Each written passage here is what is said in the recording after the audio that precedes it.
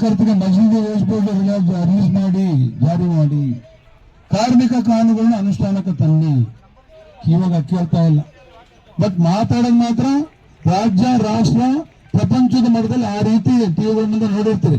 First ಇವೆಲ್ಲ ಕಡಿಮೆ ಆಗ್ಬೇಕು. ಸಂತೋಷ ಆಡ್ತೀವಿ. ಆ ಭಾಗದಾಗ ಯಾರಿದ್ದೀರ ನಮ್ಮ ಪತ್ರಕರ್ತರು ಅವ್ರಿಗೆ ಹೇಳಂತ ಕೆಲಸ ಮಾಡಿ ಈ ಹೋರಾಟ ಮುಗಿದಂತ ನೆಕ್ಸ್ಟ್ ಕಾರ್ಮಿಕ ಇಲಾಖೆನೆ ನಾನು ತಗೊಳ್ತಾ ಇದ್ದೀನಿ. ಯಾವ ರೀತಿ ಅವರಿಗೆ ಚಾಟಿ ಬೀಸ್ಬೇಕು ಸಂತೋಷ್ ಲಾಡೋರಿಗೆ ನಮಗೆ ಗೊತ್ತಿದೆ. ಅವ್ರ ಕಮಿಷನರ್ಗೆ ಯಾವ ತರ ಬೀಸ್ಬೇಕು ನಮಗೆ ಗೊತ್ತಿದೆ. ಒಂದು ಕಾನೂನು ಬದ್ಧವಾಗಿ ನಾವೆಲ್ಲ ಹೋಗೋಣ ಅಂತ ಈ ಸಂದರ್ಭದಲ್ಲಿ ನಿಮಗೆ ಧೈರ್ಯ ಕೊಡ್ತಾ ಯಾವುದಕ್ಕೂ ಅಂಜಬೇಡಿ, ಅಳ್ಕಬೇಡಿ. ಇವತ್ತು ನಿಮ್ಮಕ್ಕೋಸ್ಕರ ಇವತ್ತು ನನಗೆ 60 ವರ್ಷ ಹತ್ರ ಬಂದಿದೆ. ಇನ್ನು 6 ತಿಂಗಳಿಗೆ 60 ವರ್ಷ ಆಗಲೇ ಆಯ್ತು. ಇನ್ನೇನು ಈ ಹೋರಾಟಕ್ಕೆ 10-15 ದಿನ ಆಯ್ತು. ನಿರಂತರ ಎಲ್ಲ ಕಡೆ ಓಡಾಡಿ ಇವತ್ತು ನೀವು ಬರಕ್ ಕಾಣ್ರ ಆಯ್ತು. ಇನ್ನು ಇದಕ್ಕಿಂತ ಇನ್ನೂ 1 ಪಟ್ಟು ಜಾಸ್ತಿ ಬರ್ಬೇಕಾಗಿತ್ತು. ಇವತ್ತು ಬಹಳಷ್ಟು ಅಪಪ್ರಚಾರ ಆಯ್ತು. ಶಾಮೂರು ಶಿವಶಂಕರಪ್ಪ ತೀರೋದ್ರಿಂದ ಸದನಗಳಿಲ್ಲ, ಈ ಹೋರಾಟಗಳಿಲ್ಲ, ಮುಂದೆ ಆಗ್ತಾ ಇದಾರೆ 2 ದಿನ ಅಂತ ಪ್ರಚಾರ ಆಯ್ತು. ಆದ್ರೂ ಅದನ್ನು ಮೀರಿ ಈ ಜನ ಬಂದಿದ್ರೆ ನಿಮಗೆಲ್ಲ ಹೃದಯಪೂರ್ವಕ ನಮ್ಮ ಶಾಸ್ತ್ರಾಂಗ ನಮ್ಮನ್ನು ತೋರಿಸ್ತಾ ಇದ್ದೀನಿ.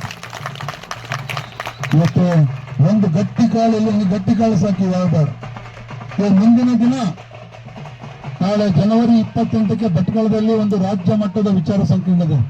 ರಾಜ್ಯದ ಬುದ್ಧಿಜೀವಿ ಪತ್ರಕರ್ತರು ನಿಮ್ಮನ್ನು ಉದ್ದೇಶಿಸಿ ಮಾತಾಡ್ತಾರೆ. ಸಂತೋಷದ ಉದ್ಘಾಟನೆ ಇದೆ. ನಮ್ಮ ಗ್ಯಾರಂಟಿ ಟೀಮ್ನ ರಾಧಾ ಹಿರೇಗೌಡರು ಬರ್ತಾ ಇದ್ದಾರೆ. ಅದು ನೀವೆಲ್ಲ ಒಂದು ಮಹತ್ವಪೂರ್ಣ ಒಂದು ಕಾರ್ಯಕ್ರಮ ಬರಬೇಕು. ಅವತ್ತಿನ ದಿನ ಇಡೀ ರಾಜ್ಯದ ನಮ್ಮ ಪ್ರತಿ ತಾಲೂಕಿನ ಅಧ್ಯಕ್ಷ ಜಿಲ್ಲಾಧ್ಯಕ್ಷರಿಗೆ ಒಂದು ಬ್ರಹ್ಮಾಸ್ತ್ರ ಕೊಡ್ತೀನಿ ನಾನು ನಿಮಗೆ. ಪತ್ರಿಕೋದ್ಯಮ ಜೊತೆಯಾಗಿ ಇವತ್ತು ಮೆಡಿಕಲ್ ಮಾಫಿಯಾ, ಅದ್ರ ಜೊತೆಗೆ ಒಂದು ಅಧಿಕಾರಿ ಮಾಫಿಯಾ ಏನಿದೆ 4-5 ಪುಟದಲ್ಲಿ ಡಿಟೇಲಾಗಿ ಬಂದು ಬರೆದುಬಿಟ್ಟು ಯಾವ ರೀತಿ ನೀವು ಹೋಗ್ಬೇಕು. ಒಂದು ಮೆಡಿಕಲ್ ಮಾಫಿಯಾನ ಹತ್ತಿಕ್ಬೇಕು, ಒಂದು ಅಧಿಕಾರ ಮಾಫಿಯಾನ ಯಾವ ರೀತಿ ಹತ್ತಿಕ್ಬೇಕಂತ ನಿಮಗೆಲ್ಲ ಅದನ್ನು ತೋರಿಸಿ ಅವತ್ತು ಮಾತಾಡ್ತೀನಿ. ಯಾವುದೇ ಕಾರಣಕ್ಕೂ ಯಾರು ಮಿಸ್ ಮಾಡ್ದಾನೆ ಜನವರಿ 28ಕ್ಕೆ ಭಟ್ಕಳಕ್ಕೆ ಬರೋಕೆ ಇವತ್ತಿಂದ ತಯಾರಿ ನಡೆಸಿ. ನಿಮಗೆ ಅಂತ ಮಟ್ಟದ ಅಷ್ಟರ ಜೊತೆಗೆ ಒಂದು ಒಳ್ಳೆ ಮನ ಮಿಡಿಯುವಂತ ಕಾರ್ಯಕ್ರಮ ಇವತ್ತು ಭಟ್ಕಳದಲ್ಲಿ ಇರ್ತದೆ. ಈ ಜೊತೆಗೆ ನಿಮಗೆ ಒಳ್ಳೆ ಊಟದ ಒಂದು ಗಿಫ್ಟ್ನೂ ಇರ್ತದೆ.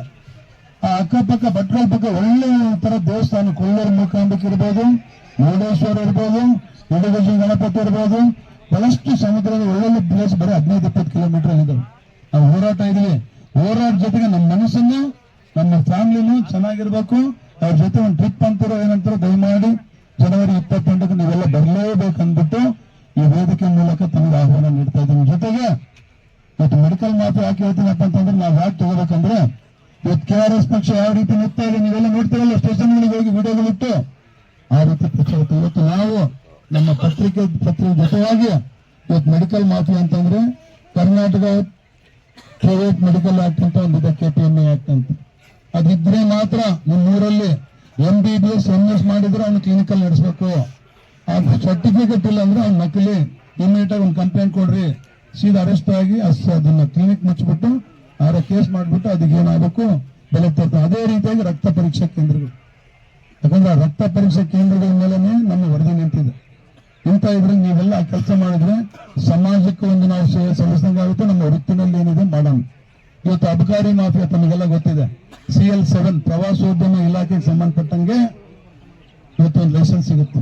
21 ರೂಮ್ ಇರಬೇಕು. ಜೊತೆಗೆ ಫಸ್ಟ್ ಫ್ಲೋರ್ ಅಲ್ಲಿ ಅವರಿಗೆ ಅದನ್ನು ಗಾಳಿಗೆ ತೋರಿ ಅಬಕಾರಿ ಇಲಾಖೆ ಅಧಿಕಾರಿಗಳು ಪ್ಲಸ್ ಉದ್ಯಮಿಗಳು ಆ ರೀತಿ ದುಡ್ಡು ದುಡಿತಾರೆ. ಅವನ್ನೆಲ್ಲ ಕಡಿವಾಣ ಹಾಕಿ ಪ್ರವಾಸೋದ್ಯಮ ಇಲಾಖೆ ಆಗಂತ ಅನಾಹುತನ ತರ್ಸಕ್ಕಾಗಿ ಆ ಅಸ್ತ್ರಗಳು ಏನಿದಾವೆ ನಿಮಗೆ ಕೊಡಂತ ಇದಕ್ಕೆ ಮಾಡ್ತೇನೆ. ಧೈರ್ಯವಾಗಿ ಮುಂದೆ ಹೋಗಿ ಇಡೀ ರಾಜ್ಯನೇ ನಿಮ್ಮ ಹಿಂದೆ ಇರ್ತೀವಿ.